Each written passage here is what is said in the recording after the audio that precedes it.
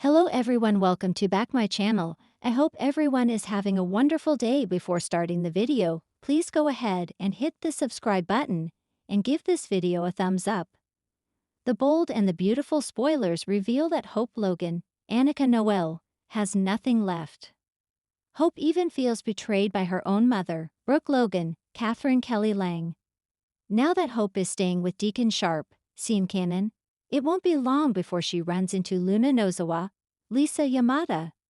Cool, these two form an unexpected friendship and team up to take down Steffy Forrester Finnegan, Jacqueline Missins Wood. Fans watched as Carter Walton, Lawrence St. Victor, was welcomed back for Forrester Creations despite his takeover. While everyone seems to blame Hope, she was just along for the ride. Hope actually never forced Carter to do this. The COO did that all on his own. In any case, Carter has his job and friendships back while Hope has been cancelled. Hope feels betrayed by everyone, including Brooke. When Hope got caught up with Deacon, she was offered a place to stay. Deacon has a spare bedroom, and that's where Hope currently is right now. I have to wonder where Beth Spencer, Jordan Lynn Ariza, is though. With Liam Spencer, Scott Clifton, in the hospital, where the heck is that kid? Is Beth staying in the spare room with Hope? Is the little girl staying with a family member? The bold and the beautiful spoilers reveal that Sheila has decided to have a secret relationship with Luna. Sheila is keeping this from Deacon, although he issued an ultimatum. Sheila then got Luna an apartment nearby, so they can spend lots of time plotting together. At some point, Deacon is going to find out the truth. Until then, Sheila and Luna have been bonding over a common enemy, Steffy. It would be interesting if Hope and Luna formed an alliance. If Hope truly feels all alone in the world, that could have her giving Luna a chance. After all, Hope could see Thomas Forrester, Matthew Atkinson, had changed before others would accept it. Deacon mentioned that Hope still never really got on board with his relationship with Sheila. So Hope and Luna getting close could have the designer looking at Sheila a bit differently as well. Hope's anger and resentment is getting pretty deep. Both Hope and Luna think that Steffy has ruined their lives. So it's only natural to assume that these two will get together to form an alliance. Then, if Hope can handle Sheila, then that would really be a damaging front against Steffy. Los Angeles has always been home to fierce rivalries and unexpected alliances.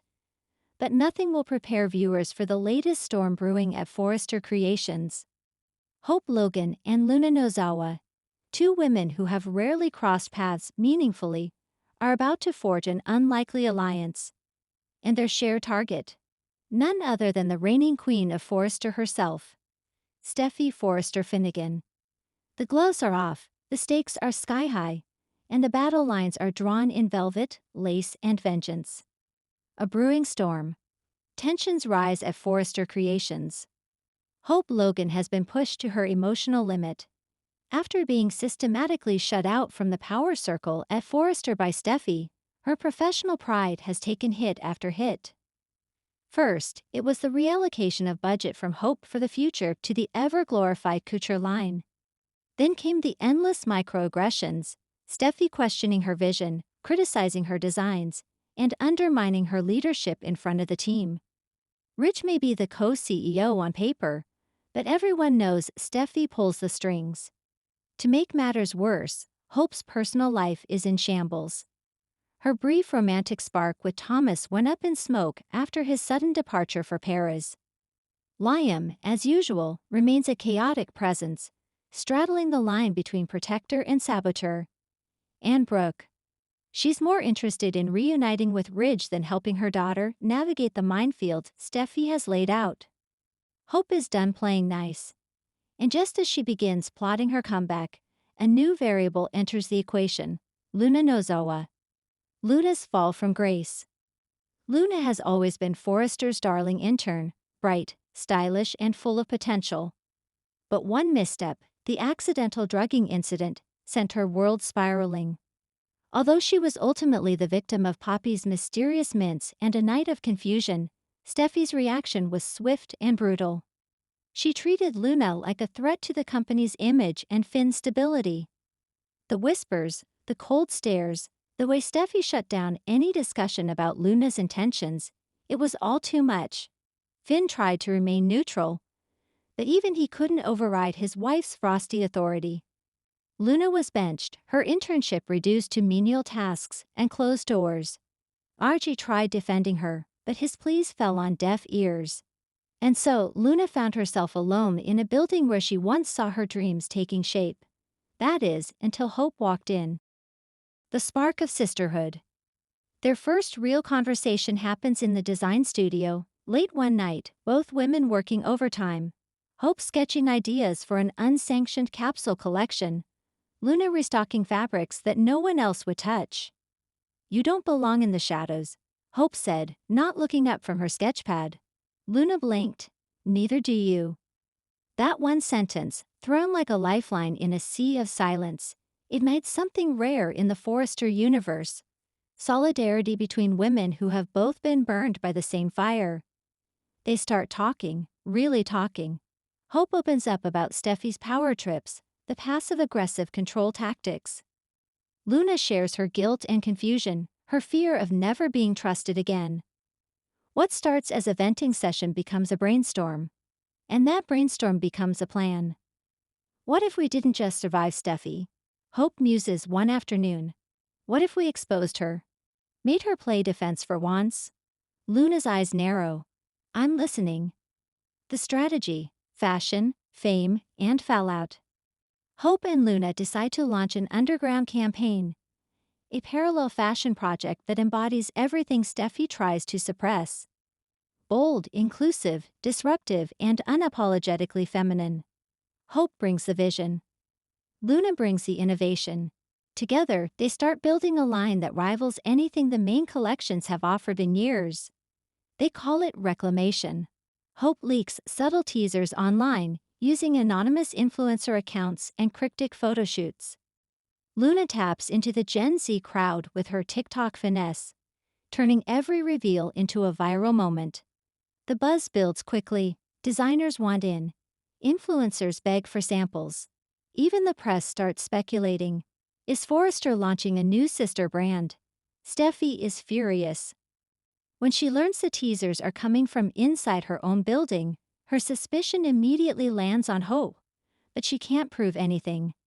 And Luna, she's too far below Steffi's radar to be considered a threat.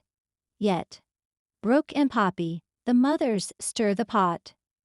Brooke Logan gets wind of the secret project and confronts Hope. At first, she's livid. "Do you really think going behind Steffi's back is the way to fix this?" she demands. Hope doesn't flinch. "It's not about fixing anything. It's about taking back what's mine." Eventually, Brooke comes around, not just out of maternal loyalty, but because she sees echoes of her own battles with Stephanie in what Hope is enduring. She offers quiet support, promising not to alert Ridge or Steffi, for now. Meanwhile, Poppy overhears Luna talking on the phone to Hope and panics. She warns Luna to stop before she ruins what's left of her reputation. "I'm not your mistake to hide anymore, Mom," Luna snaps. "I'm my own woman." It's a moment of clarity for Luna, and she doubles down on her commitment to Hope and the line. The Finn factor, torn between wife and justice. As the campaign's popularity surges, Finn starts noticing changes in his wife. Steffi becomes increasingly paranoid, obsessed with rooting out the rebellion.